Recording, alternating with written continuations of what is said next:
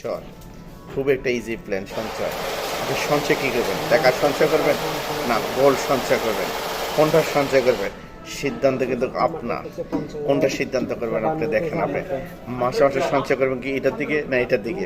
Profit কোন দিকে? আমি আপনাকে স্পষ্ট বলি, প্রফিট এদিকে, এদিকে না এদিকে। কোন দিকে? এদিকে। সবসময় গোল্ডের দিকে প্রফিট করবেন। যত টাকাই থাকুক না কেন আপনার কাছে কালাইমা সালাইমারে টাকা হাওলাত দিয়ে দিবেন, কোনো ফায়দা নাই। এরপর দিন হাওলাত যখন দিবেন তখন আর সাইবার সময় খুঁজতে পারবেন না। আপনার পয়সা তখন আরামের ঘুম হারাম হয়ে যাবো। প্যারাসিটামল খাবেন, প্যারাসিটামল কামড়বো না। তো কী করতে হবো? মাসে মাসে সঞ্চয় করার লেগে অবশ্যই চলে আসবো বাহারাম মানামা গোলছিতে জয়া লেগেছে। যেমন মাসে মাসে আপনি যদি 50 দিনের যদি সঞ্চয় করেন, 50 দিনের যদি সঞ্চয় করেন, এক বছরে কত হলো? 600 দিনার প্লাস 50 দিনার বোনাস কত হলো? 650 দিনার।